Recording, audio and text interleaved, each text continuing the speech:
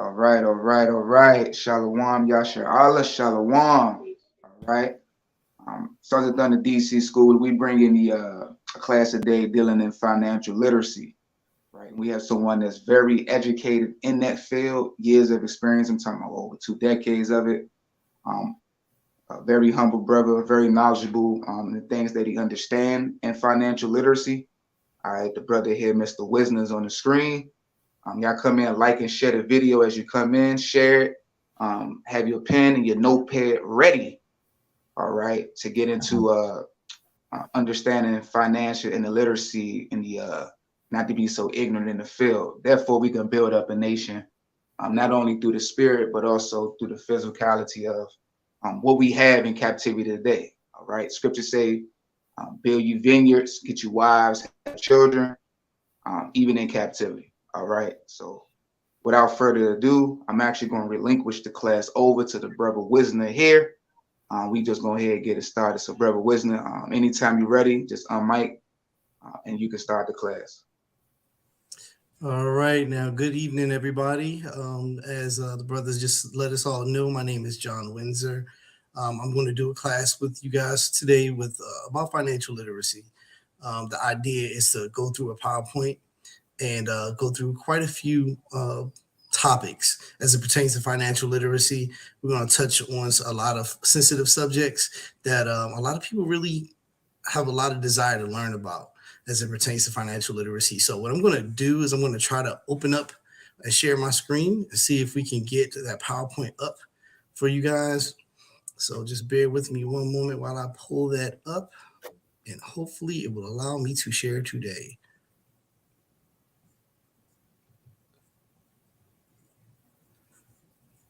All right, can you guys see this screen yet? You're still not able to see my screen yet, huh? Oh, this is going to hurt if I cannot share the screen. Okay, I'm going to try it a different way and see if that helps at all. Still, can you see my screen? Please say it audibly because I cannot see you while I'm trying to. You can't see it.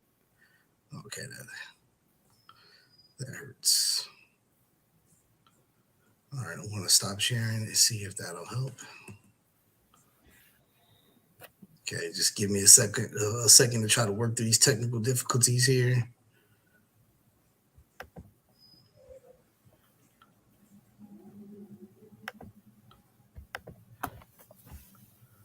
Okay, I see it at the bottom, but it is not allowing me to share this.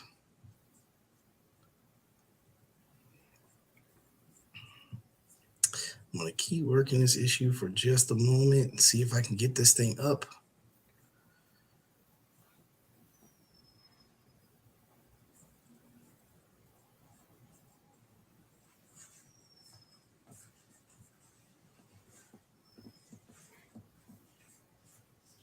You can keep working, trying to get it up. If not, we just bring out the information. But while you're working on it, let's pull out a scripture. Soldier Mathathiel, if you can pull up Proverbs chapter 13, verse 22. Proverbs 13. This is the book of Proverbs chapter 13 and verse 22. And it reads, a good man leaveth an inheritance to his children's children. So a good man leaveth an inheritance to his children's children. And this is one of the main reasons why we wanted to bring out this financial literacy class, is because we understand the greatest inheritance that a man can leave to his children and his children's children is the law, statutes, and commandments, the example that he leaves for his family, him teaching his children so that his children are able to teach their children the law, statutes, and commandments that they can follow so that we can build up this kingdom. But when it comes to financial literacy, I think in certain areas, Israel, we lack understanding when it comes to how to handle money, how to apply money, and how also to get money. And we know the main thing that we do is work, and working a lot of us find ourselves in that same old rat race where we get a paycheck and before the week is out, that paycheck is gone. You know, we struggling from week to week or from paycheck to paycheck, just trying to provide for our families. Go ahead and finish that verse out. You're on mute, Up. Consolaki. And the wealth of a sinner is laid up for the just. So the wealth of the sinner is laid up for the righteous, is laid up for the just. So we understand how the Most High is able to bless the righteous, and even in this captivity. You know, we're not saying that we're bringing out this lesson to push some type of health, wealth, and prosperity message, but what we're trying to do is get our people the information that we need in order to move forward in this captivity. So we're not struggling, and we see the plight of our people every day on the streets. No matter what city you live in, man, you see our people in the dust, and it should pain you to see our people living the way that we live in. It should pain you to see our people that don't have food, don't have shelter, our people struggling from one paycheck to the next, don't know how they're gonna feed their kids, man. And it's a rough thing, man. It brings sorrow to my heart to see our people living like that. Even when we at camp, man, just going to camp, you see our people destitute, our people living in the dust every single day. So this is why we're trying to bring out this class so that we can help bring an education, help raise the mindset when it comes to dealing with money or dealing with credit, or how to even leave an inheritance to your children and to their children. Mm-hmm. Jump over to Proverbs chapter 23, start at verse 4. It's the book of Proverbs chapter 23 and verse 4. Labor not to be rich. Cease from thine own wisdom. So we're not telling you to labor to be rich. That's not what this class is about. We're not telling you to do everything that you can do to be rich. Everybody want to get that bag, and it's nothing wrong with it, but it's got to be in its proper context. So we understand that we got to work. We understand that we got to labor with our own hands. You know, some people's jobs pay more than others, but it's how you handle the funds that you get.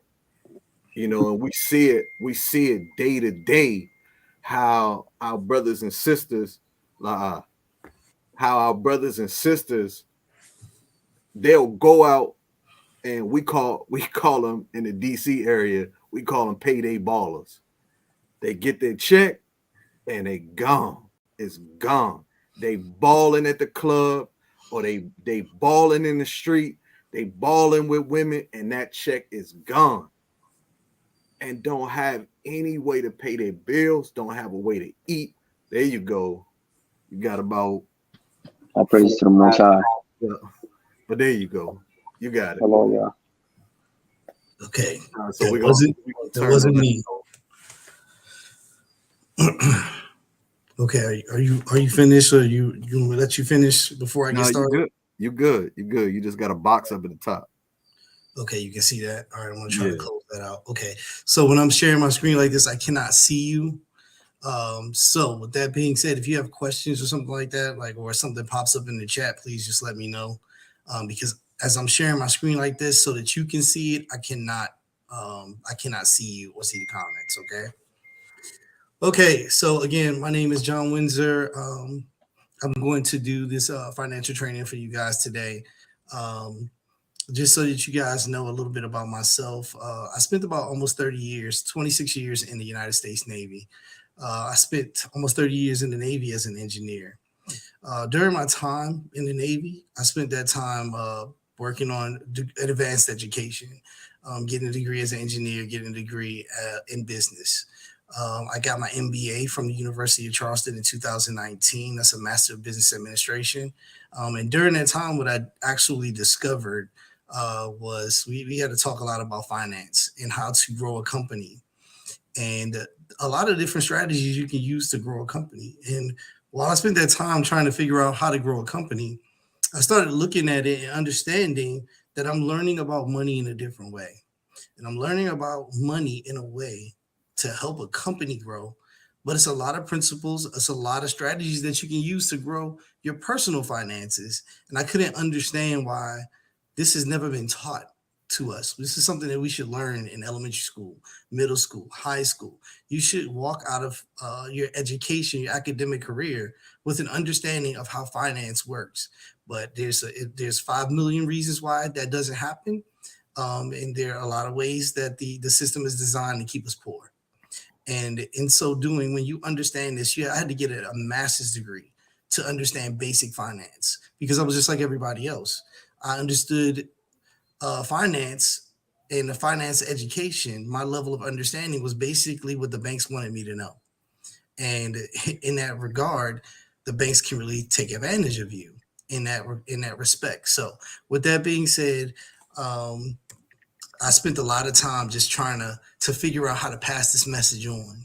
And that's been my mission since I retired from the Navy, is to make sure that I'm passing on information to the next generation, pass out information to the community that generally has just been reserved for the rich. And so, or other demographics that are not our own. So what I've been doing is going through these types of talks, educating the masses, and really just trying to get everybody to understand how you can take your finances and use them as a benefit, and not being stuck like the brother said, in the rat race, living paycheck to paycheck and so on and so forth. And I understand that there are so many people living that way, living paycheck to paycheck, not really understanding how their finances can improve. How can we get things better? A lot of us, we don't even know what our credit score is. We don't know what our credit score is because we know it ain't good.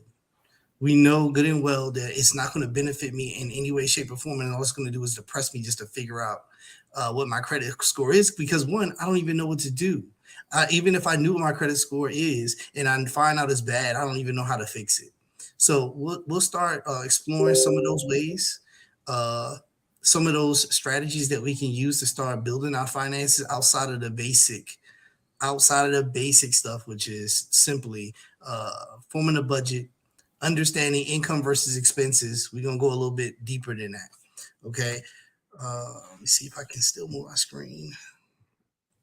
Okay, here we go. I went too far. Okay. So again, since I retired, I've been working with Transamerica Financial as a financial consultant.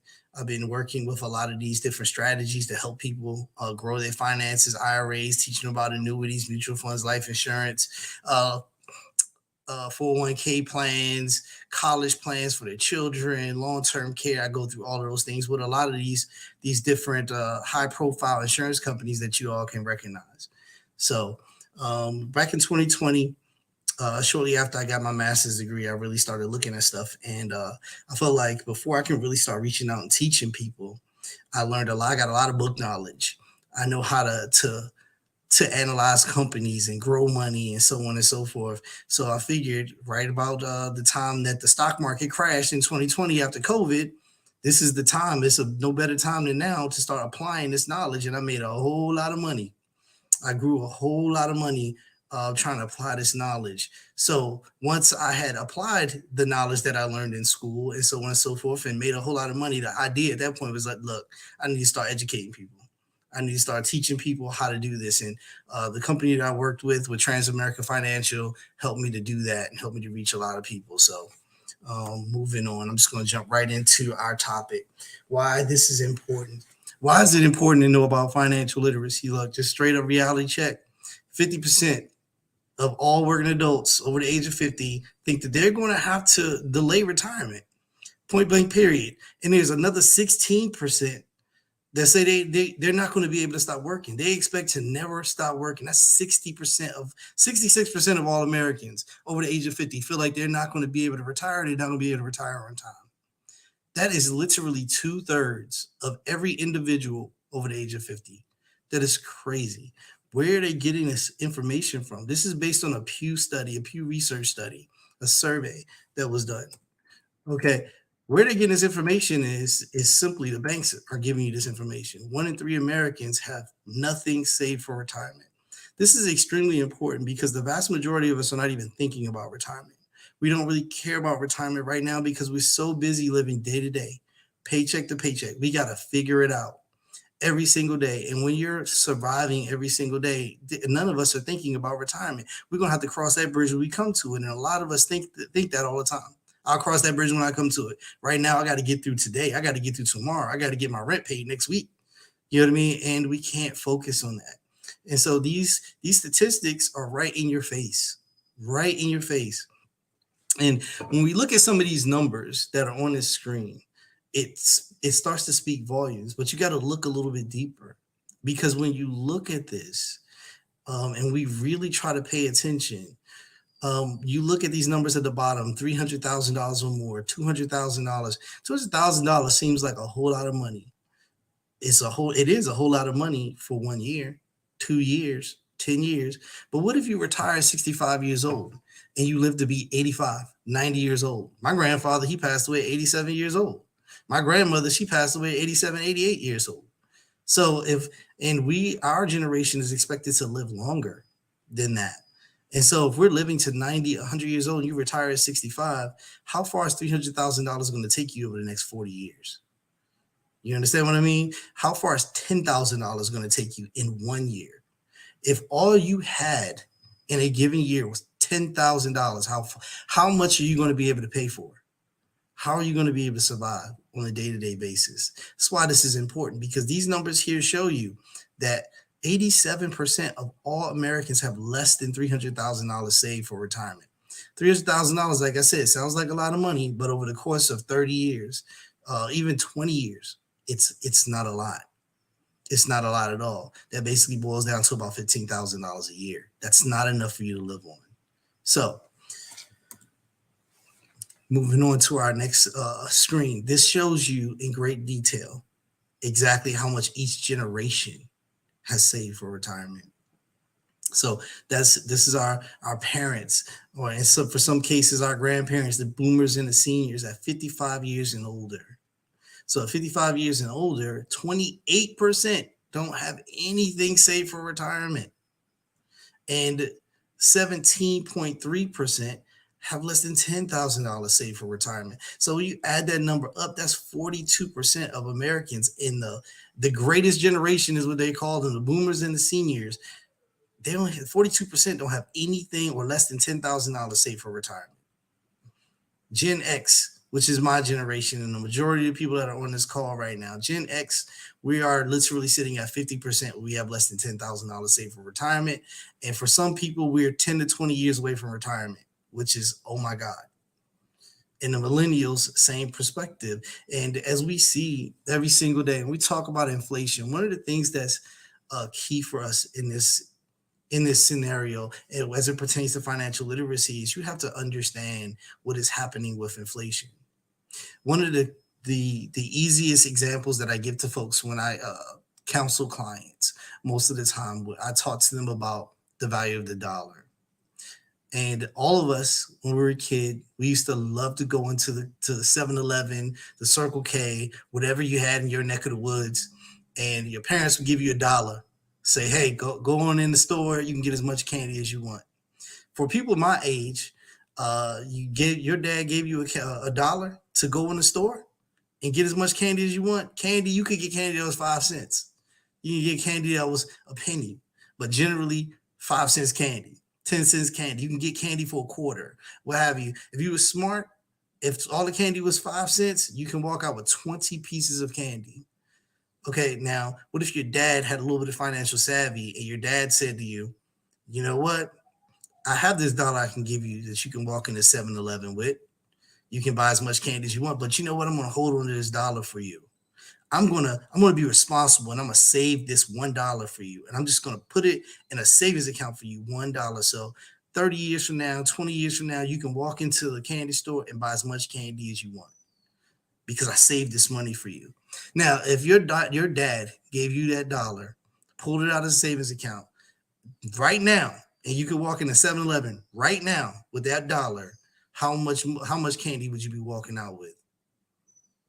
For most people, it's like one piece of candy. You're lucky if you can buy one piece of candy. How much does candy cost now? That is a clear example of what inflation does to our money. That is a clear example of how we lose purchasing power if we're not investing our money, if we're not growing our money, if we're not saving, things like that. But just the act of saving, the banks just want you to just put money in your savings account. Why do you put money in your savings account if you're saving? You did it because that's what your parents told you to do. You did it because that's what your grandparents told you to do. And they did it because that's what the banks told them to do. But the thing about it is your grandparents got 5% interest on the money they put in the bank account, in a savings account. You, me, our kids, our grandkids, we're lucky if we get 0.2% interest on our money when everyone else gets 5%.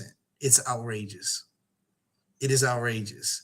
So these numbers here that you see in front of you, this is really important as far as why financial literacy is important, because later on, if we don't understand this stuff now, we're going to pay for it later. Salakia. So we had a conversation earlier about putting money in a savings account. So if I'm only getting 0.02%, how is the bank making money off of what I put in my savings account? That's a great question. So I can't see you. So you're asking that question to me? Yes. Okay, that's an excellent question. All right, so you have to understand how the banks work, okay? And the banks will be mad for me having this conversation, but I think that for all intents and purposes is relatively common knowledge. When you put your money into the bank account or into a bank account, a savings account, checking account, what the bank generally turns around and does is they invest your money. And so this is one of the reasons why the Great Depression, everybody talked about the Great Depression when we were growing up. Everybody understands what the Great Depression was. Everybody understands that during the Great Depression, a lot of people lost everything that they had during the Great Depression. But one of the things they don't talk about a lot, you got to understand how they lost all of their money. How they lost all their money is they put their money in the bank account, savings account, what have you, where they were potentially getting 5% on their money. But the reason they were getting 5% on their money is because what the bank did, as soon as that money went in, they took that money out and loaned it out.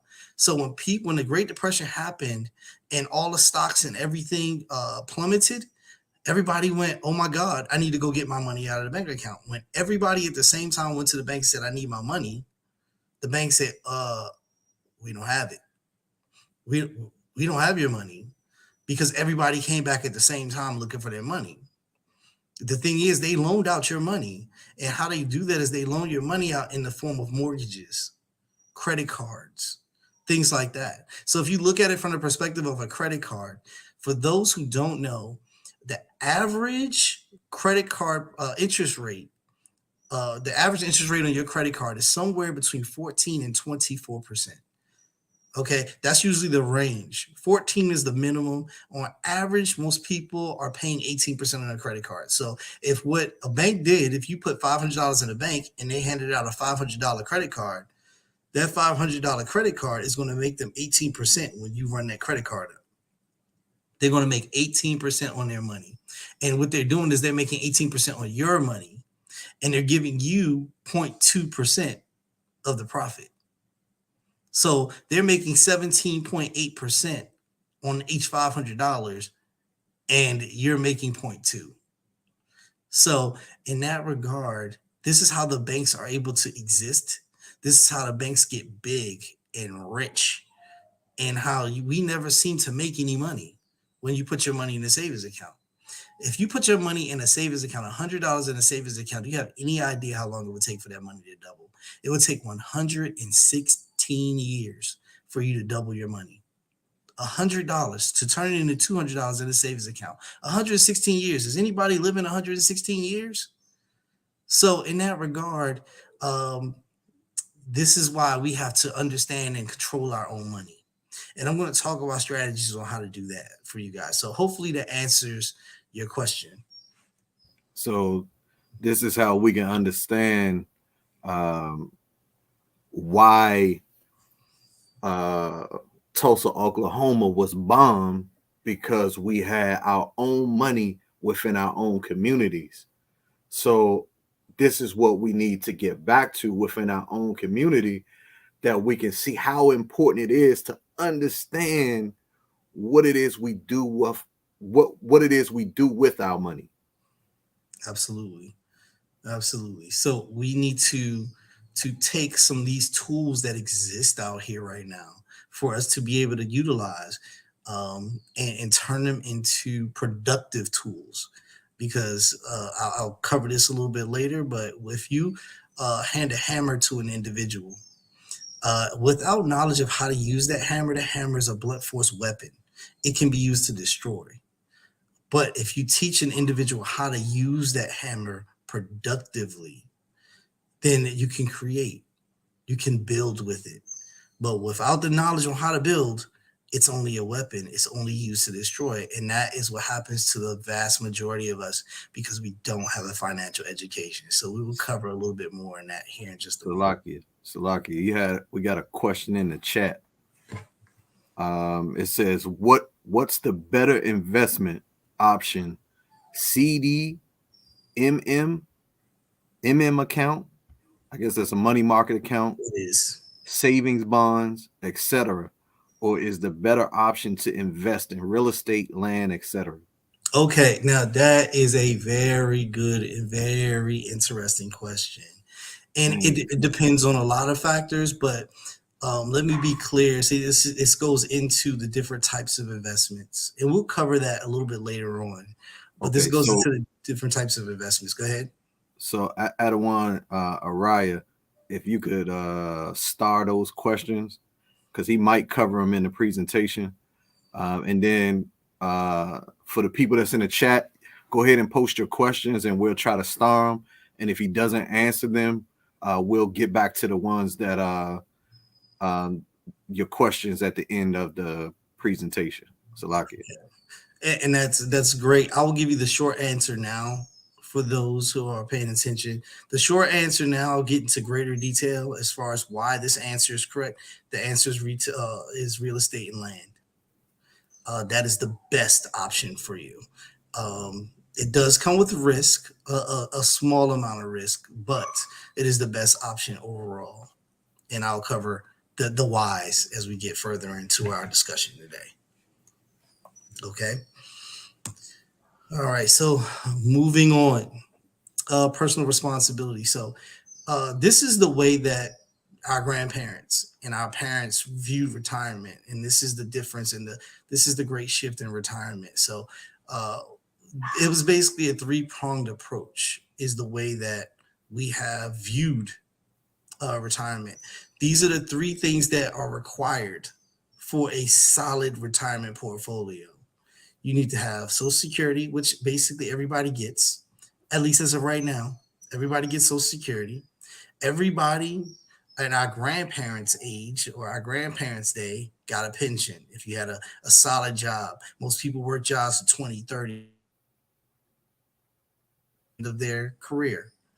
And you had to have a personal savings. And personal savings can be a lot of different things. That could be just a savings account. That could be a 401k. That could be investments. That could be real estate, land, what have you. Those personal savings over time, combined with your pension, combined with your Social Security, that put us in a power position as it pertains to moving into retirement.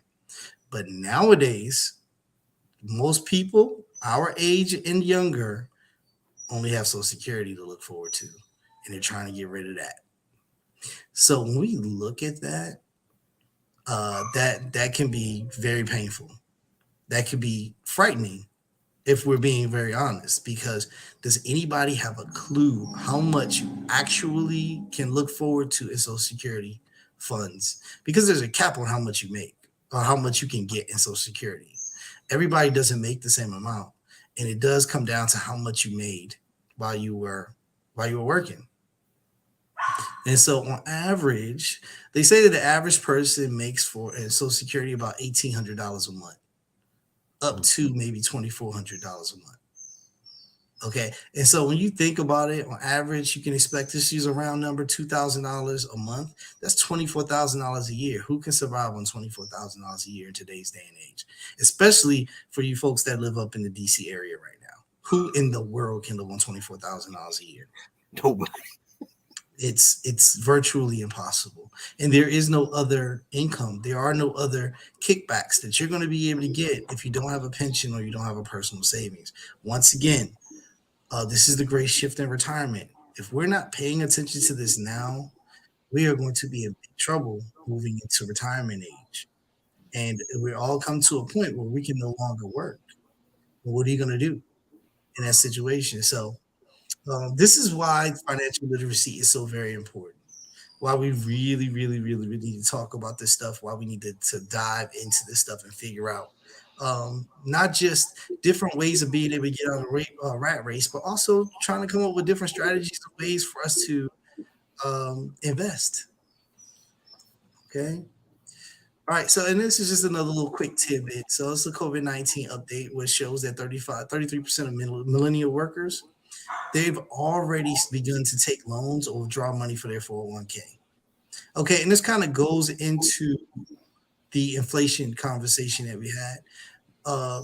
Inflation in 2020, 2021 was around 9%. Okay. For those of us that have jobs and have worked on jobs and so on and so forth, the average inflation rate is usually used to be anywhere between 1% to 3% prior to COVID. Now we have an inflation rate that exists somewhere around 7 to 9%. Inflation is starting to go down, but that kind of covers what we talked about your dad giving you that dollar back in 1980, 1985, whatever, however old you are. And that dollar versus that dollar now, it reduces your purchasing power. So if you get a raise, let's say you work at the water department, WSSC, you work at the electric company, it doesn't matter. You work with the federal government and they give you a 3% raise, but inflation was 7%. Did you actually make more money this year or did you lose it? Because if everything around you costs more money, but your salary didn't go up to keep pace with that, you're actually not really getting a raise. You're actually falling further and further behind, which is the primary reason why, again, inflation is important. This conversation about inflation and investing and growing money is very important. We have to understand what's actually happening with our money. We have to understand what's happening with the dollar. We have to understand how expensive things are getting, and they don't come down. Whenever inflation rates go up, the inflation rate may stop, but the prices don't come down. So don't be fooled when you look at the gas prices. It doesn't work like gas prices. Okay, gas prices fluctuate. The cost of bread, once it goes up to $2, it doesn't get less than $2. Once it goes up to $4, it doesn't get less than $4. It just keeps getting more and more expensive. That is inflation. Okay, hopefully everybody can understand that. It is not gas prices. That is not the way that the rest of everything, the cost of everything works. Okay. All right, so moving on. So we're going to talk a little bit about one of the strategies that I like to use to try to help you get out of the rat race. Okay, and I understand that this is going to hit folks different because we're at different stages in our financial journey. Okay, we have some folks that are able to apply for and get credit cards. If you're able to apply for and get a credit card, that is a power play for you. Okay, it is a power play. This is the hammer that I talked about. This is a tool that you can use to help you to get out of the rat race, to help you to grow income, to save on expenses, to start building wealth. But you have to know how to use that tool. Okay, and so what I like to do is I like to use a strategy, and it's a modified strategy, but it is a strategy known as velocity banking. And for those who don't know what velocity banking is, I'm going to cover it. And like I said, this is a modified version because when people talk about velocity banking, if you go look up velocity banking on YouTube or anything else, they're talking about a way to pay your house off fast. Okay. And it's a traditional way that does work. It's a strategy that does work. But I don't teach that strategy to folks that don't own houses and things like that. I teach them how to manage credit card debt, how to use your credit card as a banking tool that's going to benefit you and not only the bank. Okay, so you can use this strategy, this tool that the bank gives you to kind of put you in debt. We're going to use that strategy to help us to grow wealth, to help us to save money on our expenses and our bills so that we can kind of get some breathing room that we probably didn't already have. Okay, and so just talking about this particular strategy, looking at this traditional cash flow, what you typically do is you get paid. When you get paid, your money goes directly into the bank. And what you typically do, and that's what all of us do, is when we get paid, we look at our bank account and say, okay, I got paid this much. You generally know how much you're going to get paid, but you know how much your bills are. And one by one, you swipe your card or use web bill pay or what have you that comes directly out of your checking account so that you can pay each one of your bills.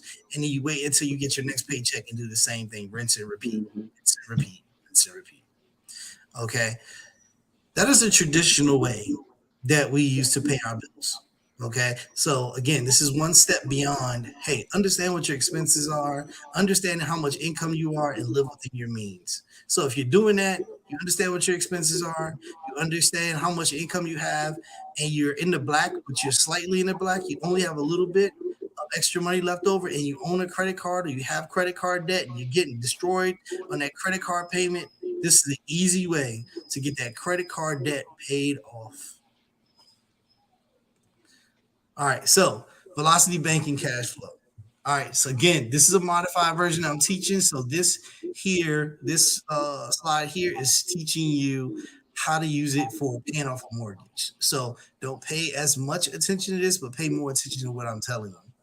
Okay, so the traditional way, take your money, you get paid, your money's deposited into a bank. You swipe your card, a debit card, or what have you, that comes to where your money comes directly out of your checking account to pay your bills. You get once that money comes out of your checking account, you get no benefit whatsoever. That money is gone. It's not coming back. And you get zero benefit. You're just paying your bills, and you're paying your bills traditionally, the traditional way, the way that you were taught to do it, the way that we were all taught to do it. Okay, but this way, with velocity banking, what we do, how this works, is instead of just taking your money is deposited into your bank account. You know how much your bills are. If you have a credit card, and I'm talking like a rewards credit card, and if you don't know how to get the rewards credit card, I'll discuss that, how to get the rewards credit card, what is necessary, the whole 9 yards, just a few more slides. But you want to get yourself a rewards credit card where you can get cash back. Okay. And you're going to apply the exact same strategy that you applied your entire life, but you're going to pay your bills using the same money that's in your checking account, the same way that you're going to use it before. You're going to apply that money, pay your bills using your credit card, and take all of the money that you were going to pay on those bills and you put it on your credit card. In effect, what you do when you do that is you eliminate your credit card minimum payment, or you effectively eliminate the need to make a credit card payment. Because what we all do is we eventually run our credit cards up. When we run our credit cards up, we're looking at that credit card minimum payment that we got to pay every month. Oh my God, I got to pay $200 on a credit card. Oh my God, I got to pay $400 on my credit card. Depending on how much your credit card balance is. The bank doesn't care because what we're talking about is revolving credit. A credit card, which is much different than a loan or paying a bill. When you use money on a credit card, or you put money on your credit card, when you make your minimum payment on your credit card, you actually are paying down the balance. But the thing about a credit card is when you pay down the balance, you are able to reuse that credit again and again and again and again. It does not matter if you make a payment towards your credit card and then literally use that credit immediately next week. The bank doesn't care. You've effectively met the mission of making a credit card payment. I will explain why that makes sense here in just a moment, okay? So let me explain the two different ways of paying off a debt or paying off your debt. There's two different ways, snowballing versus stacking. Okay, and the first thing that we all have to do, doesn't matter if you snowballing or stacking, you got to make a list of your debts. But when you're doing snowballing, you're going to make a list of your debts in order of the balance amount. If you're doing stacking, what you're going to do is you're going to make a list of your debts in order of the interest rate. Because here's the thing, financial literacy 101, you have to understand that the bank gets free money from you, especially if you have any credit whatsoever. The bank is getting money from you on interest. The bank wants you as a customer because they want to make money on you from interest. The more interest that you pay, that's free money that the bank gets from you. That is money that we all need to be able to keep in our pocket. It doesn't matter if it's $50, it doesn't matter if it's $100. That is money that you need to be able to keep in your pocket. We don't want to give away interest or large amounts of interest to the banks. Okay, so if we can just eliminate those high interest rate debts, that is going to help us more than anything else. So as you can tell, stacking is my favorite approach. Okay. All right. So what you're going to do in the snowball versus stacking, you're going to start paying off in the snowball first. You're going to start paying off the smallest balance first. And the reason that you want to start paying off the smallest balance first, when you stack up all your bills or you stack up all your debts, you're going to start looking at what you can pay off first. What's the quickest thing that I can get paid off? And let's just start paying that off. Let's pay that off first. And then once I get that paid off, I don't have to worry about that anymore. I sit that to the side, whether that's a credit card. You got people with 13 credit cards.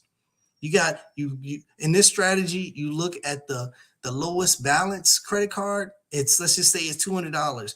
This month, I'm going to pay this $200 balance off. I no longer have to worry about this credit card. Let me go put that in the drawer. Okay. And then you work on the next highest balance and work your way up. And the reason that that's an effective strategy for some folks is because you start getting those small victories. What you're doing is once you've gotten that first credit card paid off, you can physically see, oh my God, I'm making progress. And some people need those small victories in order to make it work, in order to continue to grow wealth and getting debts paid off, getting out of that rat race. I can physically see I'm making progress. Okay, that's the snowball strategy. With the stacking strategy, what you're doing is it doesn't matter what the balance is, you're getting those high interest credit cards or debts paid off first. Because again, if you have a credit card and your interest payment is 24%, they're getting 24% of free money off of your balance every year. That is outrageous. That is an outrageous amount of money to get from someone. And for all of us, we've had to be able to make that minimum payment before. And it makes us mad when we make that minimum payment and you look at your credit card balance like, oh my God, it didn't go down hardly none. And that's because you spent all of that money paying on interest. If you got a $400 credit card, but your balance only went down $50 or a $400 minimum payment, but your balance only went down $50 after making a $400 payment, all that money was interest. So we have to be very careful about that. And we have to be very cognizant on how much money we're actually paying in interest every single month. Okay. So in dealing with credit cards, like I know a lot of young people that are just getting out of high school and they're going to college, they start getting flooded with credit cards. And a lot of them are not as disciplined when it comes to money. So they start using their credit card and they got high balances on multiple credit cards. But you got companies who will consolidate your credit cards. Is that a good choice for somebody to make? Because I know a lot of debt consolidation companies have high interest rates also. That is an excellent question. And thanks for that. That's an excellent question. And in most cases, If you can avoid using the credit card consolidation, I suggest that you do that, because you're absolutely right. Where you run into problems is when you can't make that minimum payment. And that happens to us a lot. Okay. And this is why this velocity banking strategy helps people, because it helps to put you in a position where a case of an emergency, you have credit available to you. You have some breathing room available to you. You have a savings available to you.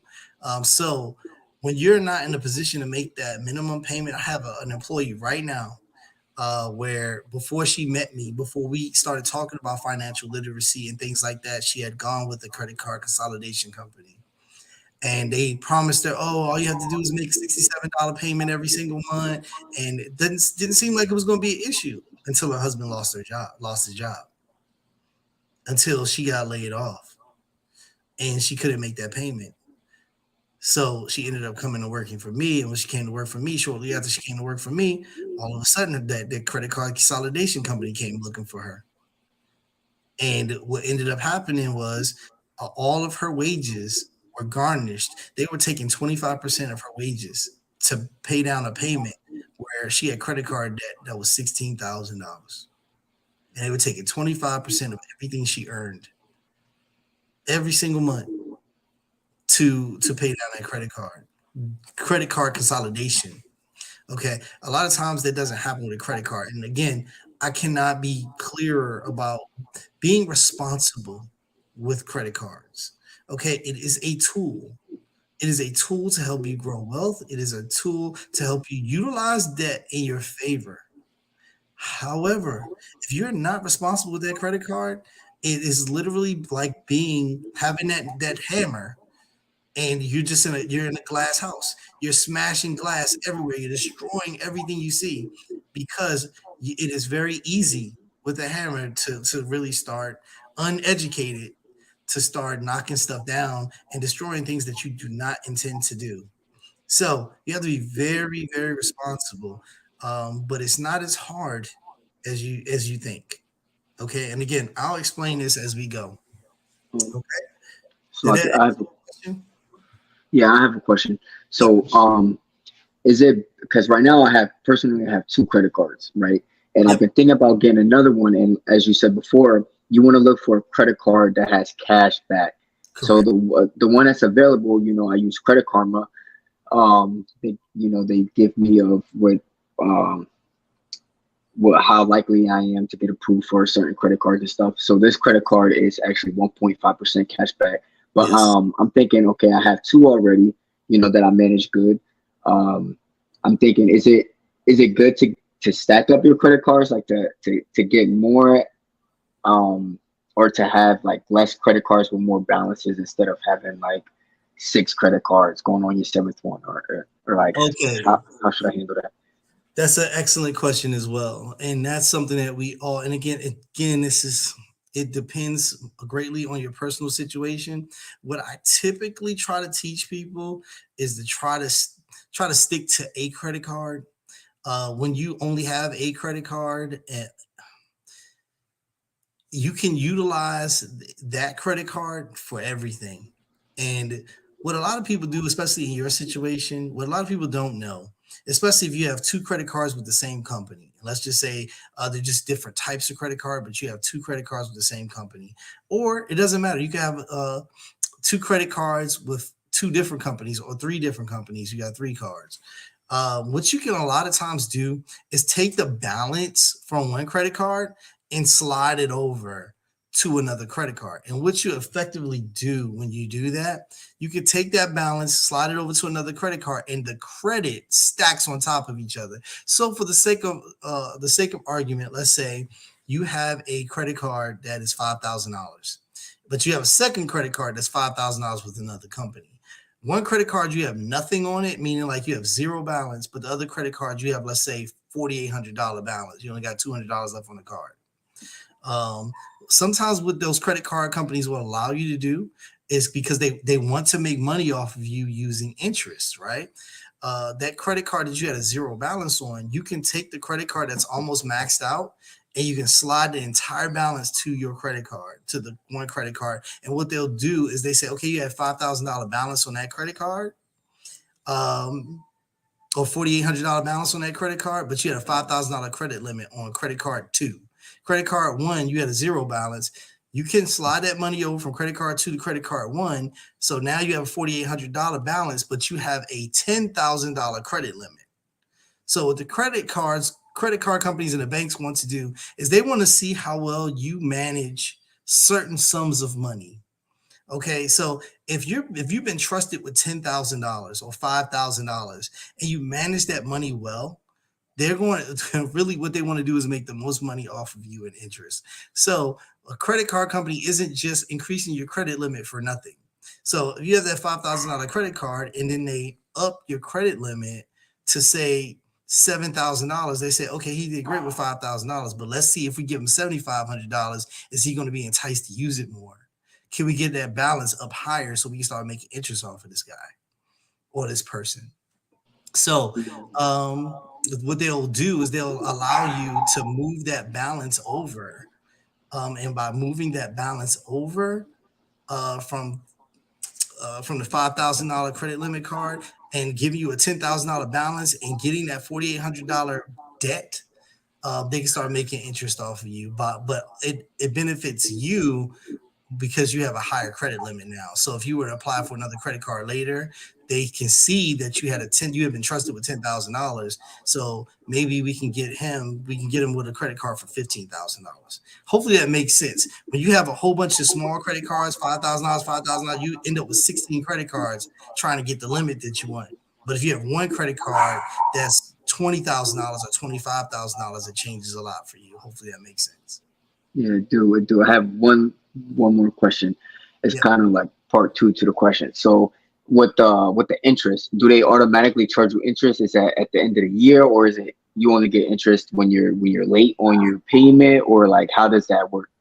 Okay, that's another really good question. Okay, so every single month, the bank is going to charge you a certain sum or your interest percentage on your existing balance one time a month, just once a month. They're going to charge you. Okay. So you have to understand what that balance is. The idea is to get that balance down.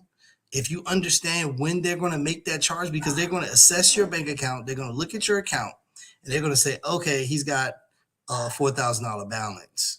So we're going to charge him 14% on that $4,000 balance, or 14% divided by 12 on that balance. And that's going to be our cut this month. But that is different if you had a $4,000 budget or $4,000 balance, let's say on the 5th, but on the 6th is when they're going to assess your bank account. So on the 5th, you had a $4,000 balance, but you took the money from your paycheck and you put that on your credit card. Let's just say it's $2,000. You paid down $2,000 on that $4,000 balance. So they have a $2,000 balance. On the 6th, they can only charge you interest on $2,000. They cannot charge you more interest than that. So that's kind of the hack when using credit cards, is understanding that the lower your balance is when they make that assessment every single month, that's you reducing the amount of interest that you have to pay.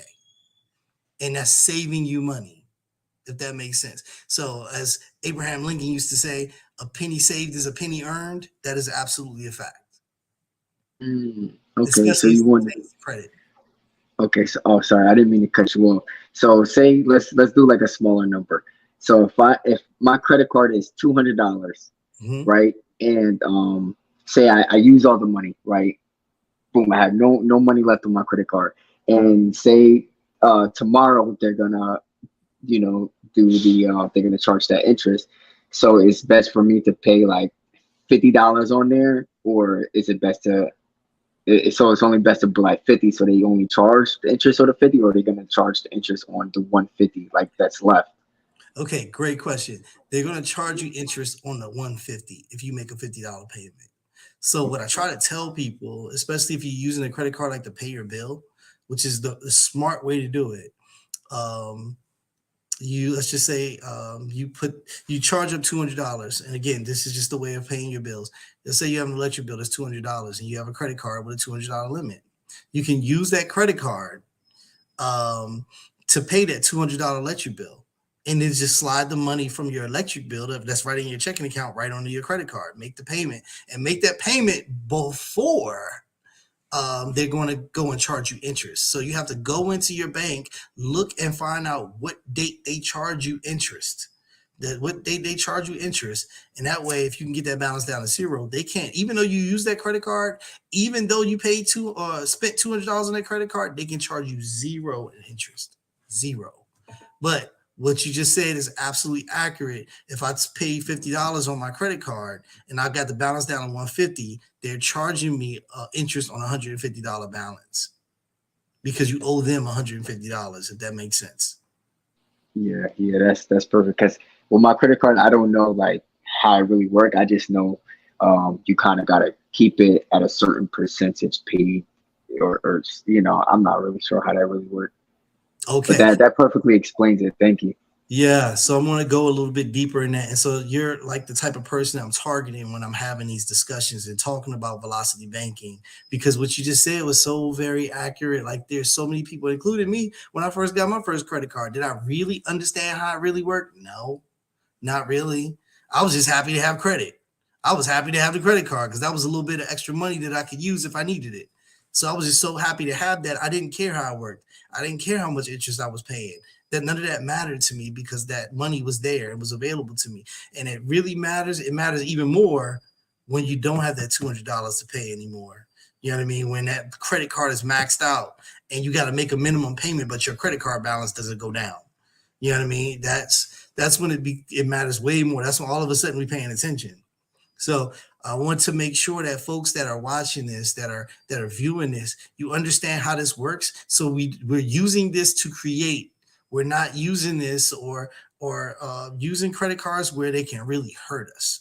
Because again, the bank wants you to make mistakes with this credit card because they can kill you in interest. They can just keep sucking interest off of you, free money off of you, and your balance isn't going down, or it's going down very little, if that makes sense. Lucky. I mean, it's the same principle even dealing with a mortgage. This is why mortgage companies come after you to try to get you to refinance after 4 to 5 years. Once that bulk of interest is paid, here they come again. Hey, we can refinance you. We can give you X amount of dollars in cash. And when we hear cash, we jump right forward and we start refinancing, not understanding that you're just paying the bank more money and more money and more money instead of paying down your balance. But it was 2 questions in the chat I wanted to try to get to real quick. Like none other, he said, to help build your credit, is it best to use only 30% or 10% of your credit limit, or is that a myth? Oh, no, it's not a myth. That is a great question. And again, for everybody, that answer is different. But the quick answer is 10% because it affects your credit a lot less adversely, if that makes sense. The idea with the rule of thumb is you want to keep that credit limit under, or your credit utilization under 30%. So what that means, for those who don't really understand that terminology, if you have $1,000 credit card, 30% would be $300. So if you have $1,000 credit limit, you don't want your balance to be over $300 at any given time, because that will affect your credit score in a negative way. Okay, and it's not really that bad if you have a credit score that's at 30% or less. Not that bad. If it's at 10% or less, it's even better. If it's a zero balance, it's the best.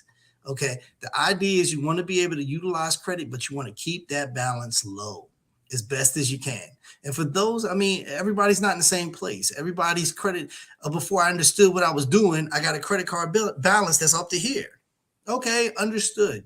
The idea is we need to slowly start chipping away at that and getting that balance down so it's down to the 30% or down to the 10%. So the quick answer to your question is 10%. If you can get it 10% or under, 0%. If you can get it, if you can get it down to 0, that's the best. But if you can get it to 10%, that's much better than 30%. It does affect your credit score. It's like I said, most of us don't understand how the credit score works. I wasn't really planning on going into great detail of a quick breakdown of how the credit score works. But I can do that on a separate video, on a separate opportunity if you guys want to have me back. We can have another a part 2. But the second question was coming from Soldier Secor. He said he's been using Velocity Banking for a few years, but his question is, how can you access your credit card money for expenses that you can't use a credit card with? Okay, you're gonna have to ask that question again because it sounds like I think what he's saying is almost like a mortgage. You can't pay your mortgage with a credit card, but I have that money available. How can I get that money and use it if I wanted to pay my mortgage? Okay. How can you get that money and use it? So I know I've heard that you can, whoever the bank holds the credit card with, you can get a checkbook for that credit card. Okay. And write a check to yourself and be able to access that money. Now, okay. So that's a good question. And there's strategies for that. And I feel like this is risky because there's so many different answers to this question. And there are credit cards. Mortgage is the number one thing. Everybody wants to be able to use use that. If you're using Velocity Banking, everybody wants to be able to use their credit card to pay their mortgage because you're going to get massive rewards for that. Mm-hmm. I mean, because you have that's your biggest bill. That's everybody's biggest bill. And if I can pay down that bill using Velocity Banking or using a credit card, I'm getting a lot of rewards. Well, guess what? The banks caught on to that. They understand that if you figure this out and that's your biggest bill, everybody's going to know, because once one person can do it, everybody's going to figure this out. That's right. And the banks are now going to lose money because it's going to be too many rewards going out and not enough interest being paid. So the banks aren't going to make as much money. So they have excluded the mortgage from that. Now, are there ways of using the mortgage or mortgage money to get rewards on and so on and so forth? There's a couple of credit cards. I don't recall those credit cards right off the top of my head that will allow you to pay for your mortgage using that credit card. There's a couple. The rewards are kind of small, so you're not getting a lot of rewards from them by doing it that way. So that's answer one. Answer number two, what a lot of people do so they can access money so they can get that mortgage paid off quicker and get some type of reward from it, is a HELOC, which is a home equity line of credit. I don't advise that to most people. When you look up Velocity Banking and things like that, Velocity Banking is going to teach you about using a HELOC, a home equity line of credit, which is revolving credit. It's the same strategy that I'm teaching about paying out credit cards. But the interest, you have to pay attention what's happening with the interest using a HELOC strategy. Using a home equity line of credit strategy, they charge you daily interest on your balance. Okay, now that interest rate is really low, but when that interest rate gets stacked over time, you're actually going to pay more interest using a HELOC. You're going to get your principal paid down faster, but it can put you in a position where you have a large amount of credit that is owed to the bank in the event that something unthinkable happens, like you get hurt on a job, you lose your job, you get laid off, and that interest is stacking daily and you're injured for a month, 3 months, what have you. You lost your job and you can't make a payment for 2 months. Imagine 60 days worth of interest at 4% stacking up or 3% stacking on you every single day. Like, it can really, really hurt you. So I do not teach people to use that strategy or just leave the mortgage out of it, because if you try to do that, it can put you in a really precarious place. If everything goes well, a home equity line of credit is great. And yes, you can pay your house off for 6-7 years. But if all doesn't go well, which is Murphy's Law, you're going to end up injuring yourself. So I don't teach people that at all. I hope that answers your question. God. Are we good? God, you keep going. Okay. All right, so we'll talk a little bit about the different types of credit cards, okay? Because this goes into our velocity banking strategy, and it's going to help people to understand how to use these credit cards as an effective tool to be able to help themselves. Okay, so first and foremost, you got to understand that when we talked about the traditional way about how we pay our bills using a debit card, okay, just right out of our checking account. So that's tied directly to your bank account. Obviously, there's no fee or no interest tied to that because it is right out of your checking account. It gives you no rewards, and what you can do with it is usually very limited because once that money is gone, it's gone. Once you pay that bill, the bill is satisfied, but you get no benefit from it whatsoever by using things that way. You have cashback cards. The cashback card, those credit cards offer you access to a line of credit. Okay, and that's all that is revolving credit. We want to be able to have revolving credit. Quick story: I worked at the Pentagon back in 2000 and 2005. When I was working at the Pentagon, I was being asked to go on congressional travel, and the first thing I had to do was apply for a credit card. Okay, it was a government credit card. It was going to be free money that I could use while we're on these congressional trips. The problem was I had to apply for a credit card. And in trying to apply for a credit card, I had to have, I didn't know what kind of credit score I needed. I just knew the principle that stay away from credit cards because credit cards are bad. It's going to put you on a lot of debt. And if you don't want to end up bankrupt, don't use credit cards because you got to be so super responsible. And I heeded that warning, and I'd never had a credit card in my life. And I figured that because I've never used a credit card, when I applied for this government credit card, which is very much protected, I'm not going to be able to misuse that credit card. I'm going to be in good shape. I applied for the credit card, and they denied me. And no one in my office could understand this. Now, everybody in my office was a senior officer. They made a lot of money every single year. All of them was six figures. I was the only person that wasn't six figures at that particular time. So when they couldn't understand, like, you never had a credit card, why did they deny you? You need to call the bank. I did. I called the bank. The bank got back to me. The bank said, look, your credit score is too low. I'm like, how is my credit score too low? And I've never had a credit card. I've never had to take out any type of negative loan, no consolidation loans, anything like that. I've never had a negative mark. And they said that's exactly what the problem is. You don't have any credit. Having no credit is as bad as having bad credit. And I couldn't understand this. It threw me for a loop. I ended up getting an unsecured credit card later on with a much lower balance, but it hurt me drastically because I didn't understand what was going on. I didn't understand why having no credit was as bad as having zero credit. So the idea, and not to go too far down that rabbit hole, the idea is for you to be able to use this credit card or use these credit cards to your benefit, not only for the banks. Any credit card, the bank is going to profit off of you.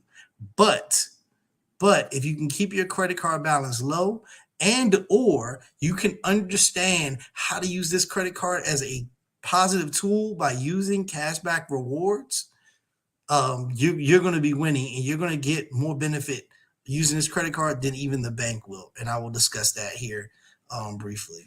And then there's also point cards. Those point cards are things like we'll just say like an Exxon card or something like that, gas credit cards, where you get points to where if you stack up a certain amount of points, your next fill up is free. Okay. That's a point card. You stack up points so that you can get free stuff. Cashback cards is literally going to help you to build points so you get cash back on every purchase. Everybody's heard the Capital One cashback rewards and the whole 9 yards. How that works is each purchase, and we just had a brother talk about that. He has a 1.5% cash back guarantee. Every purchase, you're getting 1.5% of that money back. The thing about it is 1.5% doesn't sound like a lot of money. You spent $100, you get 1.5%, $1.50 back. That's not a lot of money. But when you keep spending over and over and over again, especially using this strategy, it's going to start to build up rewards to where you're getting that money starting to stack up and add up. The thing about it is when you pay your bills every single month, when you pay your bills, you are getting no benefit. So some of us, our bills add up to $1,200 a month. Some of us, our bills every month add up to $2,200 a month. Some of us have $5,000-$6,000 worth of bills that we have to pay every month. If you got to pay that kind of money every month and get no reward from it, no kickback for the amount of money that you spend, but you could, that's a lot of money that you're throwing out the window that you don't even understand that you are. And so that's what we're trying to do. We're trying to teach you guys how to use these credit cards and use these tools so that using the same strategy you've always used, where I'm not saying, look, you need to tighten your belt. You need to stop spending so much. You need to cut out going to fast food restaurants. You can't drink sodas for the next 10 years. Like, I'm not telling you to do any of that. I'm telling you to do the same thing that you did every single day. And we're going to find a way using these credit cards to make sure that you've got a surplus of funds that you never had before. Okay. And we'll cover that. Hopefully, are there any questions so far based on the credit cards, the types of credit cards? All right, good. Yeah. All right, so 10 things to know before applying for your first credit card. All right, so we talked about this. You needed to understand the types of credit cards. You got to know how much money that you have coming in. You have to understand that if this is your first credit card, you're going to get a low credit limit. And you need to understand how low that credit limit is going to be, and is it going to be worth it for you to get that credit card. Okay, everybody, if you've never understood this before, everyone, you need to know how much your credit card is charging you in interest every single month. On average, most people are being charged 18%, but there's some of us that have credit cards that are up to 24%. You need to know what those are so that we can get you either a better credit card that's going to charge you less interest, or we need to get you in a different credit card where you get a better balance, or stop using that credit card altogether because it's killing you. Okay. So you need to also know what fees and charges. There are some credit cards that are offered by credit unions that have no fees, no charges whatsoever. The only thing they charge you is interest.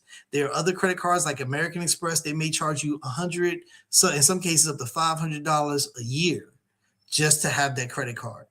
Okay. So you need to know what those fees and charges are, and how we talked about how it can affect your credit score. We also talked a little bit about that credit card utilization ratio, that if you have a credit card utilization ratio that's under 30%, it's going to negatively impact your score very minimally. But once you get over that 30%, how much it impacts your credit score goes up. So if you have a credit card, but you're making your payments or for all of your bills and everything on time, and let's just say for the sake of argument, you have a very high, let's say you have a $5,000 credit card and you spent $4,800 of that. That's over 90% of your credit card that's being utilized. That may take you from a 700 credit score down to like a 600 or 500 credit score. So some people are like, I haven't really messed up. I haven't really done anything. I just got this credit card that's almost maxed out. My credit score is only 550. Imagine what will happen if you can get that credit score or that credit card down to zero. Your score may jump up to 700, and that's not an exaggeration. Okay. You also need to know what the grace period is. So if you, for some reason, you can't make your payment on time, what's the grace period? How long is it going to be before you start hitting the fees because I haven't made that minimum payment? Okay. What's the fee for late payments? Any other fine print? Those are the things you need to know before you get your first credit card. Okay. All right. So let's look at velocity banking at work, how this actually works. Okay, and this is different than that HELOC strategy that people try to teach you. Okay, let's look at our bills. So we got bills that total about $2,000 a month. Okay, we got a car payments, $400, car insurance, $300, electric bill, $300, cable bill, $200, internet, $100, cell phone, $200, credit card, $500. Okay, based on what your credit card limit is. That totals about $2,000. So no matter what, every single month, I got $2,000. And let's say for the sake of argument, we have a $20,000 credit card. Okay, a credit card limit of $20,000. Now I know that's not everybody, and not most people can get a credit card with that much, but we have a $10,000 balance on this credit card. Okay, and I use these big numbers to make it easier for you to see how this works. Okay, so let's just say, for the sake of argument, I get paid $2,500 a paycheck. Just using that as an example. Some of us make more than that, some of us make less than that. Not important. But let's say I get paid $2,500 a paycheck. I've got $2,000 worth of bills that I got to pay every single month. Or you get paid $2,000. It doesn't matter. We'll say you got $2,500. Okay. Those $2,000 worth of bills, I usually pay those $2,000 right out of my checking account. So when it's time for the car payment, $400, swipe it on my credit card or right out of my checking account. Car insurance, right out of my checking account. Electric, right out of my checking account. Cable, right out of. I get no rewards when this happens. Okay. So what I'm telling and what I teach you guys how to do is get that rewards card, that cashback card. And it doesn't matter if you have a $2,000 limit or a $200 limit. It doesn't matter. If you have a $200 limit, use that $100 internet bill, okay? And pay the internet bill using your credit card if you have enough room on the credit card. And here's why. Because you're going to get rewards for it, okay? You're going to get rewards for using that card. And would you already have the money? Okay, so what you were gonna pay that bill anyway. So what you do, let's just say for the sake of argument, I got paid. I moved all $2,000. I got $2,500 in my paycheck, in my checking account. I moved $2,000 over to pay on my credit card. So I moved that balance from $10,000 down to $8,000. Okay, but then I had to go in and pay my bills. Okay, what I have effectively done by spending that putting that $2,000 on my credit card is I have eliminated my credit card payment. I don't have to pay a minimum credit card payment at all. So let's just say for the sake of argument, your minimum credit card payment is $500. You have to pay that that's the minimum payment for you. You don't have to pay that if, as you can see here, you got all the rest of that stuff there that you're paying to pay your bills, and you just slide that money from your checking account right into your credit card. You don't have to pay that $500 anymore. But if you put that, so in a sense, what you've done is you've paid $1,500 towards your bills, and at $500 you get to save that. Okay, so what you've effectively done is you've taken $10,000 balance, moved it down to $8,000. But then after you paid your bills using it, your balance is now $9,500, which you've given yourself $500 worth of cushion to pay that down. I mean, $500 worth of cushion in case there's an emergency. Okay. You still have $500 still sitting in your checking account. You got paid $2,500. You moved over $2,000 to pay your bills on your credit card. You have created a $500 surplus now in your credit card. And at the same time, you got rewards, 1.5% cash back on $2,000 that you just spent. Okay. So next month, rinse and repeat. I got $2,000 worth of bills I got to pay. I paid $2,000 against that balance. My balance is now $7,500. Okay. Once I paid all my bills, okay, remember, we keep saving because we're moving that money over to our credit card. We're saving that $500 credit card payment. We don't have to pay that anymore. So that $2,000 is now a surplus in our credit card. So it moved our credit card balance down to $9,000 after we paid all our bills. And I got rewards on another $2,000 worth of spending. Okay, you keep doing that over time, you're going to get your credit card paid off and that balance down to zero. So if you've never used this strategy, you've never seen this work before, it's the same thing you've always done. You're just using your credit card to get rewards. You're building your credit at the same time and eating rewards. Hopefully that makes sense to everybody out there. I'll probably get 5,000 questions based on that. That's fire right there. Yeah, it's facts. I'm thinking the same thing. Like, yeah, word up. Everybody following this strategy so far? Con, if y'all understood what was just brought out, put a 7 in the chat. What is important? I'm just going to be very upfront with you guys. Like, everybody's heard on social media. I was today years old when I learned this, right? So the first time I heard this, Like I felt so dumb, and I work with finance and I work with money, and so I'm an engineer at this particular time. Like numbers is my thing. I was sitting there listening to someone explain this to me, and I'm like, how am I just now learning this? How is this the first time that I'm hearing this? Are you kidding me right now? It is exactly the same strategy, but I've got no rewards up until now, and I'm going to do the exact same thing. And so this kind of goes back into the brother's question about having multiple credit cards, right? What I only use this particular credit card for to pay my bills and to handle anything that's only with money that's out of my account. So if I have the money that's already in my checking account, I'm no longer swiping my debit card. I have almost thrown my debit card away because I don't use it. I use my rewards card for every purchase, and the money that I just spent, it was already in my checking account. I just put it right back on my credit card. I am being charged 0% interest on that credit card because of this. I don't allow the credit card company to charge me interest, but I allow them to keep paying me rewards. So this is a quick and easy strategy for those who have credit card bills. I got to pay to make that minimum payment. For those, that minimum payment might be $50. For some people, it might be $500. It doesn't matter what that bill is. This is a way to start getting some cushion in your budget. It's an easy and effective way to start getting cushion in your budget. Hopefully that makes sense to everybody. Did we get a lot of sevens in the chat? We got the sevens in the chat. Okay. Excellent. Okay, so hopefully that is all you guys need to hear right now with Velocity Banking. If you have any other questions, we'll provide information so you can reach out to me and ask the questions that you need a little bit later on. But I'll start talking a little bit about investing so that you guys can understand that, because again, everybody's in different stages of their financial journey.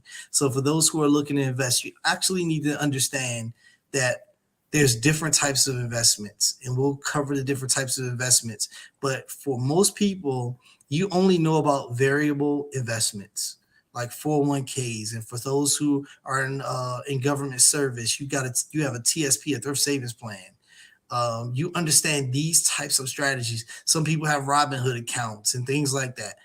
This stuff is based around the stock market. So one of the indices, the S&P 500, which is the major index that the majority of folks are investing in or utilize, and is a very good indicator of how the American economy is doing based on the Standard & Poor's top 500 companies.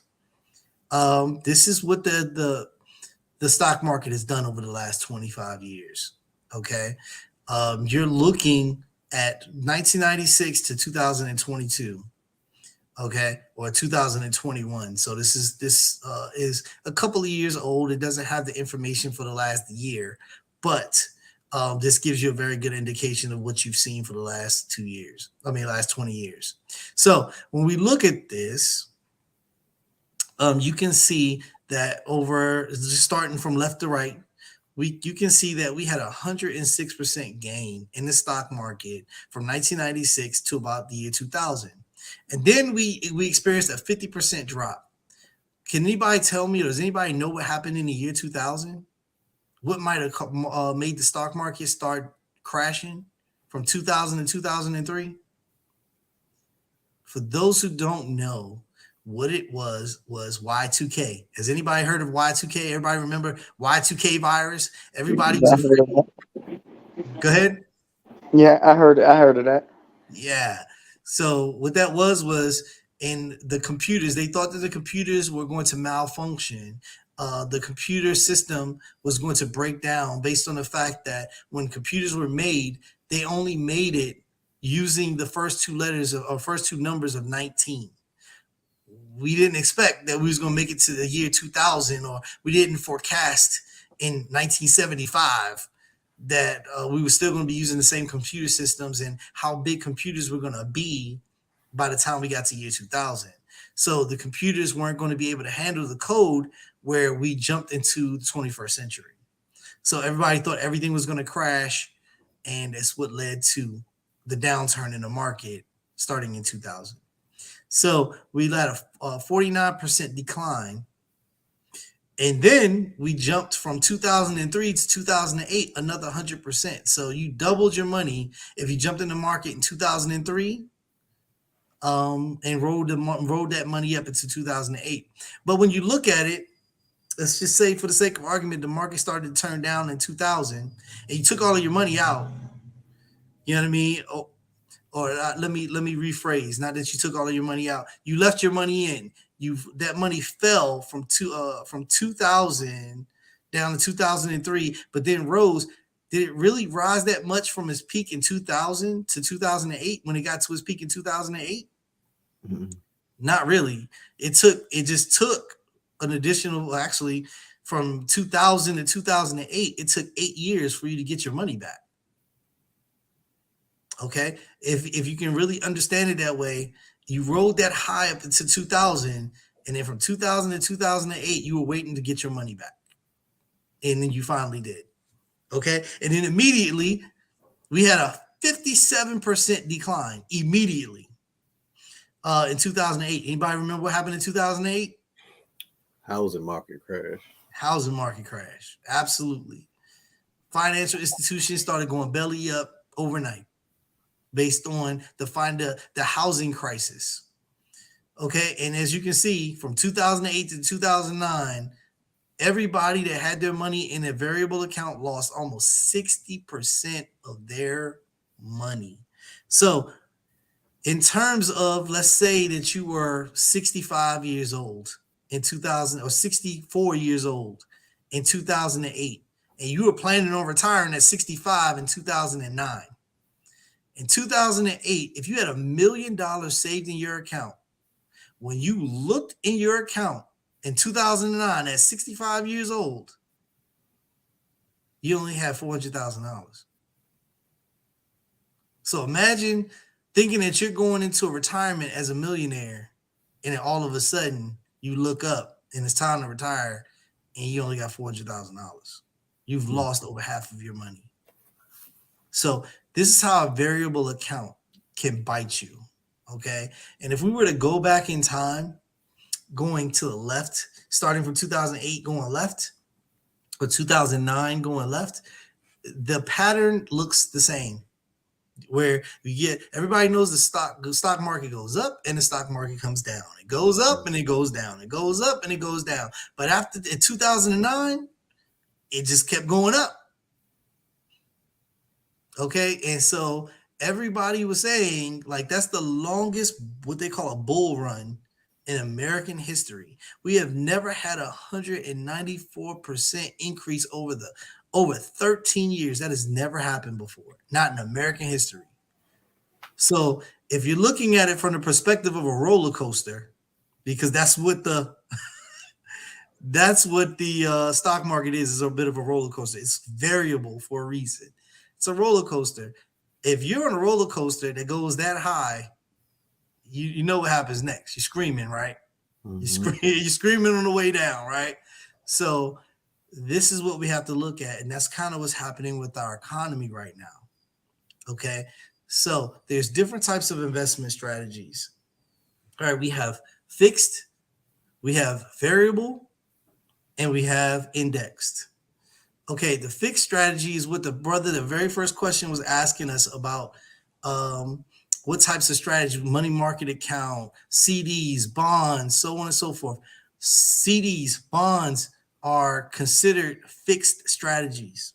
Okay, so the long answer to your question is that with a fixed strategy, you are only generally going to make between 1 to 5%, and 5 is on the very high end, between 1 to 5% on your money. So if we're thinking about that as it pertains to inflation, I told you inflation generally is anywhere between 1 to 3%. Okay, and that's every year. Money by saving it, you can't touch it for 3 years, 5 years, 10 years, and you're making 3% on your money, but inflation is 3%. Has your money actually grown any? The answer is no. You've just kept up with inflation. So when you get your money back, it's worth the same amount as it was when you put it in.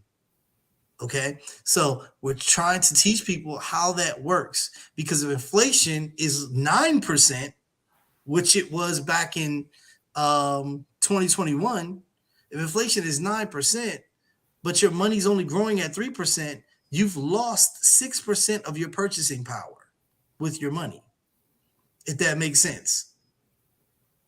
Okay. And that happens year over year over year over year. And each year that you're not able to keep up with inflation, meaning your wages, your savings, your investments, if you're not able to keep up, if you're not making at least 3%, the money that you're saving is losing its purchasing power. So it's the same thing as you're losing money. Okay. So to put this into perspective, you want to buy a pair of Jordans. You've got $99 right now, and you put it in a savings account, and I'm going to make 3% on my $99, which is almost $3, right? And I want to buy my Jordans next year. I know that in that savings account, I'm going to make 3%. And I'm using that as an example. We never make 3%, but I'm just using that as an example. I'm making 3% in my savings account. So next year, I'll be able to buy those Jordans I want at $100 using a round number.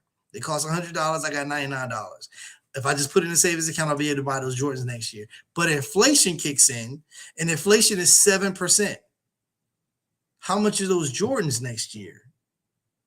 They're $107. You got 3% on your money. So if we gave you a whole $3, you actually made $100. Your money is $102, but the Jordans are $107, which means you're farther away than you started. Financial literacy 101. Hopefully that makes sense to everybody. We have to be able to keep up with inflation. So this is why investing is very important. You have to be able to put your money in a financial vehicle that's going to be able to allow you to keep up with inflation. Okay? All right, using this example, I talked to you about the fixed strategy. I talked to you about variable strategy, which is what you looked at on the screen. We also have something that's known as an index strategy, and I'll cover that here in just a bit. But looking at this particular slide, the blue line shows you what an individual did with the index strategy. The red line shows you an individual that started investing in the year 2000. This is real. This is literally using the graph that you just saw. The individual in red is using a variable strategy. They put their money in the S&P 500 and allowed it to grow. Okay. At the end of 20 years, the person with the index strategy had $350,000. The person with the S&P 500 variable strategy, they only made just over $200,000.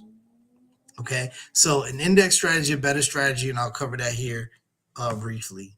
So you can see the differences here using these boxes is where the divergence lies. The index strategy takes out losses. It keeps you from taking a loss.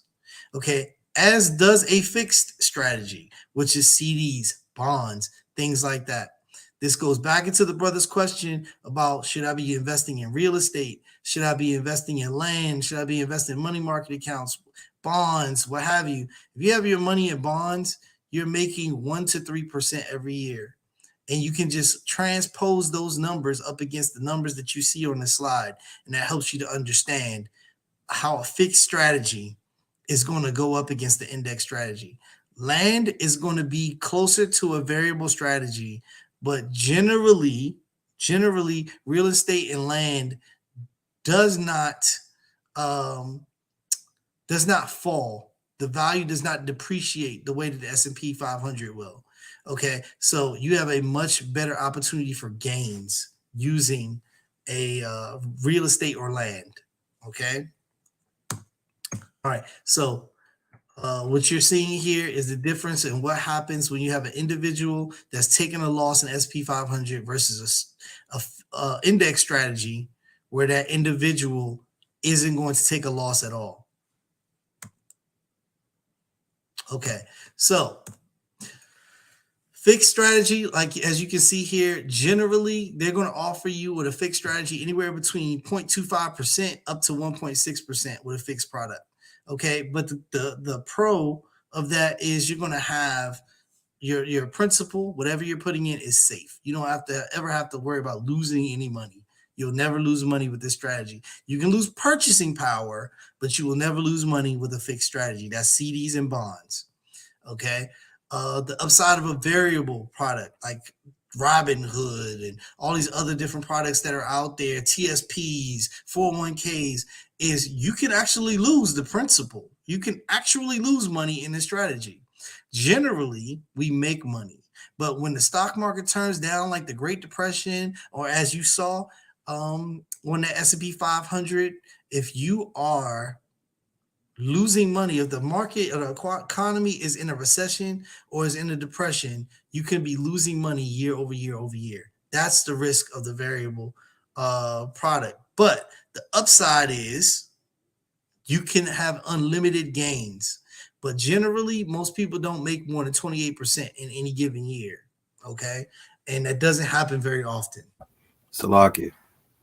So most of us, the only thing we really understand is 401k, and we only understand that to a certain degree, because that's what majority of our jobs offer is 401k. So we're more prone to have our money in that because that's really all we know. So if the market, if we're in a recession, and I'm bleeding money in my 401k, should I pull my money out and go in a different avenue, or should I just suck it up and try to ride it out? Okay. And so that's a really good question. And if you have money in a 401k, I don't really suggest pulling your money out because if you just try to pull your money out, there are fees, there are taxes, there are things that are going to suck up a lot of your money if you were to do that. Now, there are strategies where you can roll money from a 401k into better yielding products. There's actually several strategies to be able to do that. But if it is a 401k or a TSP that's tied to your job, a lot of times they have put rules in place where you cannot move it if it's tied to your job unless you're 54 or older. In most cases, it's 59 or older. So they're going to wait until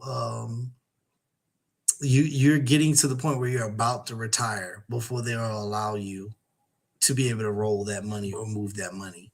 So you don't just want to move it. So what you can do in that type of situation is keep the 401k, just contribute less to that type of 401k and put more into, or a greater percentage into, a higher yielding type of account, like in a fixed indexed type of account, if that makes sense. Yeah, that makes sense. Okay. All right. So the index product, what the index product does is it gives you the best of both worlds between the principal, between the fixed and the variable. Okay. So what you get in an index strategy is you get what they call a ceiling and a floor. Okay. The ceiling and the floor, how that generally works is the least amount of money. You never have to worry about losing money in that type of strategy. They still go off the S&P 500 and everything, but what they're doing is they are setting things up for you to where your floor is 0%. So if the market turns down and we have a 50% loss this year, you lose zero. You also gain zero, but while everybody else lost 50% of their money, you lost zero. But then you have a ceiling. Okay. The way the ceiling works is in the event that the market turns back up. Let's say we lost 50% this year in the stock market. We lost 50%. But next year we got a 10% gain. That 10% gain next year, your ceiling will be maybe 13%. That 10% gain, the person that lost 50% will also get the 10% gain, but so will you. But your ceiling, if your ceiling is 13%, let's say the following year they got a 20% gain in the stock market. The people that are in a variable strategy will get 20% while you will get 13. Okay. And you have to have a ceiling to balance out the floor, if that makes sense. So that's the plus and the minus. Those are the pros and cons. You have a ceiling, but you also have a floor. So the most people see the ceiling as the con with going into this type of strategy, but because you can't make over 13%, but really you're being greatly protected because you have a floor. You can never lose money. So that type of strategy is better than a variable strategy in the long haul, especially in the economic environment we are right now, where we've had the longest bull run in American history. And like I said, we're at the tippity top now. Now we're screaming on the way down. And everybody knows the economy is bad. Inflation is super high. Things are not looking good right now, and this could take a while. So if you're in the market to invest, the smart thing for you to do is invest using a index strategy, not a variable strategy. That variable strategy is that S&P 500, stock market, TSP, 401k strategy. Because there's going to be a lot of people in 5 years that may turn around and look back at 2022 and 2023 and say, I had more money in 2022 and 2023 than I did in 2025, 2028. Does that make sense? Salakia, I have a question. Mm-hmm. So, I know you like. So, is there like an app or like how if I wanted to start tomorrow and invest in the variable or the index strategy, right? How would I or like so what would be the first thing I'll do? Is there like an app I go on? Do I go to my bank or like how would I do this? Because it sounds worth it. It's like you don't take a loss at all, but when you gain, even if it's only 13%, let's say. Absolutely. So what I would suggest, because this is when I tell you that when I retired from the military and I started to in the finance industry, um, my primary concern was trying to make sure that I was able to bring these type of products to our community, because the strategies that I'm sharing with you guys right now have been strategies that you would have to have a financial consultant, financial advisor to be able to have access to. This is the reason why most people have no idea about these strategies, because you need a financial advisor to be able to get you access to this type of strategy. So the answer to your question, my email will be provided to you when we're done. And I'm a financial consultant. I can help you with that. All right, Con, no previous. All right. Okay. Do I have any questions? Because here we have reached the end of my discussion for tonight. I know we went super long, but I've reached the end of my discussion for today. If you want to do a part 2 and we want to do some more, no problem. But I'm open to questions at this point. So, And that was just so people can understand, how much does a normal financial advisor charge for this type of information? Yeah, that's a right. really good question, and I generally share that information. And thank you. I didn't realize that I hadn't said that. Most financial advisors are going to charge anywhere between $100 to $250 per hour for a lot of the information that you just got today. So Per how hour. much do you charge for this information? I charge nothing. And I charge nothing for this information primarily because I really want to help our community. all praise to the Most High. God, all praises. This is one reason why we wanted the brother on, so our community can get this type of information. This isn't the information that's readily available to us, but Esau is getting this stuff in their schools. They're getting this stuff and teaching this stuff to their children, and we learning this information at 40, 50, and 60 years old, when, man, a lot of our life, a lot of our working career is gone. And we don't have the opportunities to prepare for our children and for our children's children. This is the type of information that'll help us give our children a fighting chance, give our children's children a fighting chance at life where they're not struggling as much as we are in this lifetime. So you don't charge nothing to sit down and have conversations with people on how to fix this situation. Correct. God, that's all praises, man. Hey, Salakia, also, what I wanted to, I just want to touch on, because where I am in Jersey, it's a lot of Amalekites or Jewish, and what they do in their schools besides, they study their what's that book they study, Rich the Dad, Talmud, Oh. right? When besides their like religious studies, they do a lot of financial.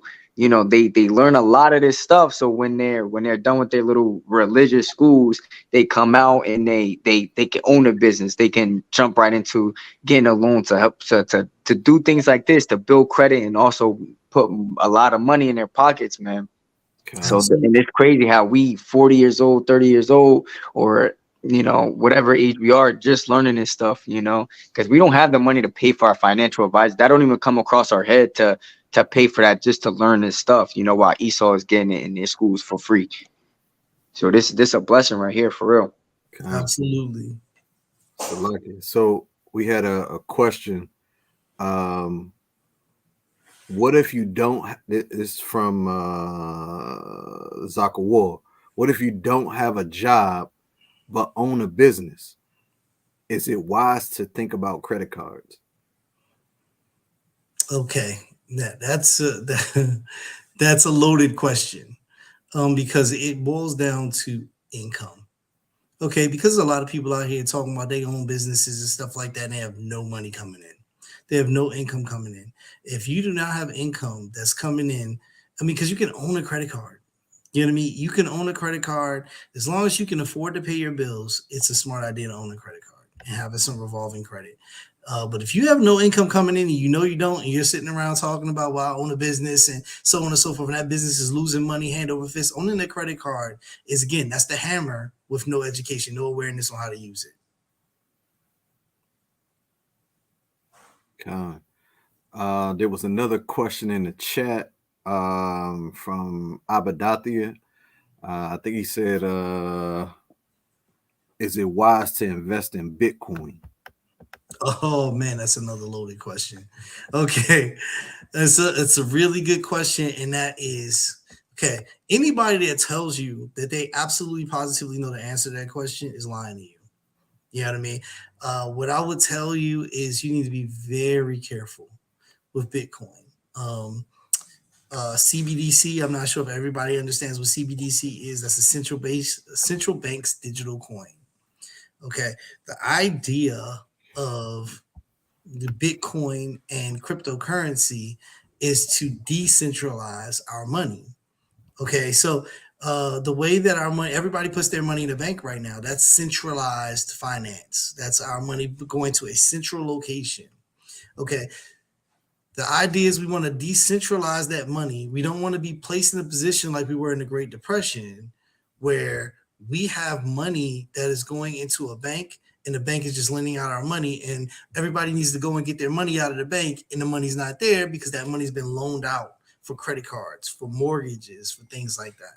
So the idea is to create a digital currency. Now, Bitcoin was one of the first ones to be able to do that, one of the first companies to be able to do that. And yes, it is a variable strategy. It is a risky strategy, very much like the stock market. So you can invest in Bitcoin. It is very expensive to invest in Bitcoin, but that is going to go up and down. That is a variable strategy, if that answers your question. It can make a lot of money in the event that Bitcoin becomes the reserve currency. But the banks are trying to beat us to the punch. And the banks have created or are in the process of creating a central bank digital currency where they will again control our money. So if the central bank digital currency becomes the reserve currency in the future, then Bitcoin really won't be worth what you think it's going to be worth. So that's what I mean by it's a loaded question. And I don't know. I can't predict the future. So I don't know whether or not Bitcoin is going to be that currency that we're going to want in the future, or that's going to be the reserve currency, or is it going to be the CBDC? I don't know. But an educated guess would be the banks are not going to allow us to be able to move our money someplace else where they no longer have access to it. So I guarantee you all the banks are going to jump on a CBDC once it's effective and it is considered safe, and we're going to all be required to use that, and Bitcoin is going to kind of fade into the background. But again, don't quote me on that. I cannot predict the future. I don't know. God. So if you want to reach out to the brother, you can reach out to him via email. You want to say your email just so we can make sure we got it in the chat correct. Sure. All right. So email address is John Windsor, JohnWindsor.financial@gmail.com. You can also find me on Instagram, on IG, as everybody says, John_Windsor_financial. Hey Akim, can you drop his email also in the SOT soldiers chat as well? Con. The water. Any more questions in the chat? Put your questions in the chat so we can get them answered before we hop off.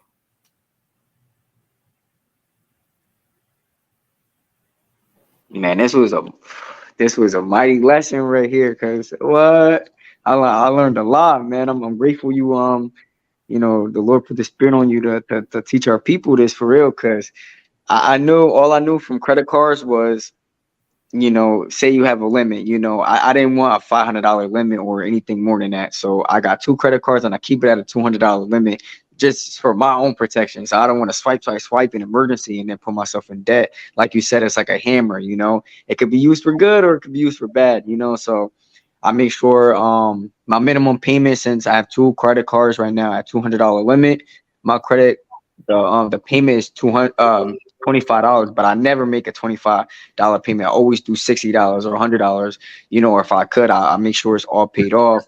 But I always make sure my payments is more than the minimum balance, so they don't overcharge me or whatever that is. But always make sure that, because I know you got to try and keep it at a certain percentage. So when they run your credit check, is you get more your credit score goes up more, Absolutely. But that's all I knew. Absolutely. You want to leverage that credit card to put you in a position where you can get a better credit card, especially considering your discipline level with your credit card so far. You want to leverage it to get a higher credit limit because it's going to improve your credit score. And it's going to reduce the overall credit card utilization on your card. If you keep it down to 200, you can really do that. But again, it's there to entice you to misuse it. You know what I mean? So you just have to be very, very careful. And I just cannot say that enough to anybody that's listening. You get a credit card, it's not all fun and games. You have to be disciplined with that tool. Con. Okay. So hopefully that answers everybody's questions. Salakia, Matadeo, give me Ecclesiastes 7-12 real quick. Just real quick. And Brother Windsor, if you have a cash app, I know you don't charge, but brothers still want to send alms or donations. If you have that, after I read this, you can either say it over, or we'll just type it in the YouTube chat and then post it on the screen. So right after this, you can quote that for us. This is the book of Ecclesiasticus, chapter 7 and verse 12, and it reads, "Devise not a lie against thy brother, neither do the like of thy friend."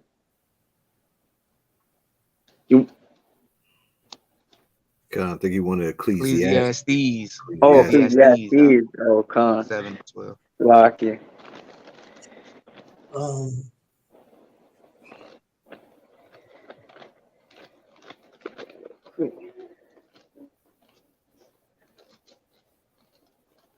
It's the book of Ecclesiastes, chapter 12 and verse 7.